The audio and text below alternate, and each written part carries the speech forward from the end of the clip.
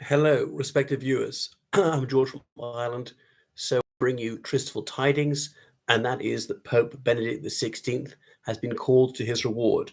So, I hasten to clarify that's the Pope Emeritus. It's not the current Pope Francis. So, Benedict XVI, he died in the Vatican at the age of 94. His next birthday was only weeks off. So, remember, he's notable for being the first pope to retire from his position in around 600 years. So, yeah, he was elected in 2005. It was that April. Yeah, it was just after the death of John Paul II. I remember he held a very senior position. He was head of the Congregation for the Doctrine of the Faith, Benedict XVI, and he had to, in the interim, whilst they're in the papal conclave, he had to fulfill the functions of pope whilst they're choosing a replacement, and he was the one who was chosen, Benedetto Josef Ratzinger from Magdala am Inn in Germany, the son of a policeman. His elder brother also became a priest. So he was drafted into the Hitler Youth as a teenager. So I was in that not because he was a bad person, but because he happened to be born in Germany at that particular time. Anybody would have been. I mean, the alternative to that, if you refuse, would have been the concentration camp. And I would think 99.9% of people did that. No, he's not perfect. He's susceptible to pressures and fear, the same as everybody else. People are just indoctrinated. 90% of the brain is subconscious, and that's all about repetition. If everybody else thinks it's the right thing to do, then you think it's the right thing to do. But anyway, so he was ordained a priest, and he was a reformer in the early days, but gradually became an arch reactionary. So he'd retired in 2013, gave that surprise announcement that February. I remember it distinctly, saying it aloud in Latin, and an elderly Italian journalist comprehended enough Latin to actually get the story. She scooped the world before it was translated into Italian and other languages. So the Holy See, they issued the following press release this morning. With sorrow, I inform you that Pope Emeritus Benedict XVI passed away today at 9:34 in the Mater Ecclesiae Monastery in the Vatican. Further information will be provided as soon as possible. That's the end of the quotation. Mater Ecclesiae, as in mother of the church. So the erstwhile Supreme Pontiff had been ill for a long time, and indeed just days ago, Pope Francis released a statement saying that the Pope Emeritus, Benedict XVI, was gravely ill, asked people to pray for him. So that's him.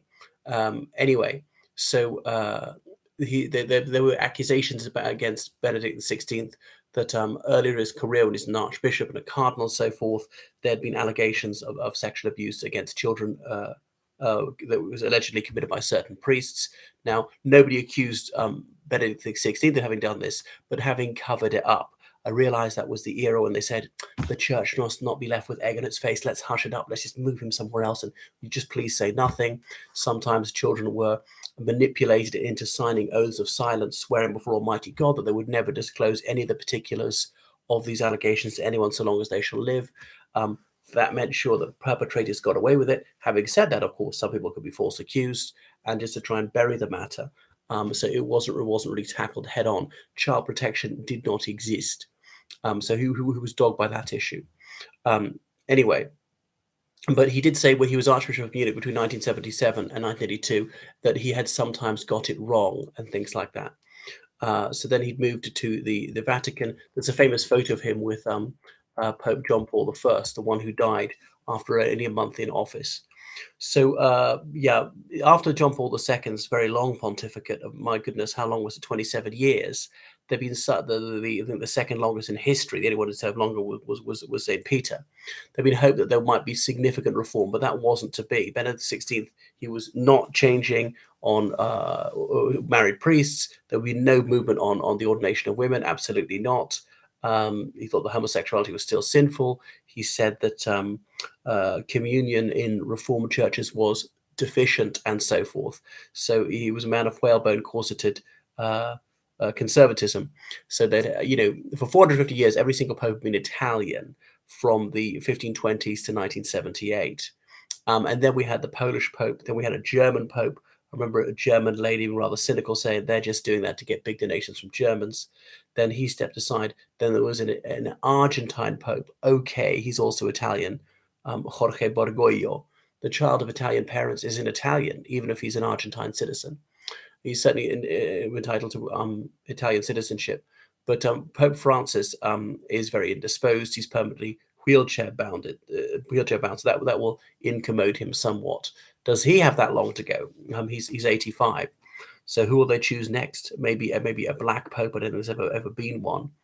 I just found out the other day it was 1956 before the first non-white cardinals were granted the red hat, and that was by Pope Pius XII, who some people accuse of being an anti-Semite. So a funeral will obviously take place for the erstwhile late Roman pontiff Benedict XVI. I don't think he did the world much good. I wish he'd moved on contraceptives and things like that.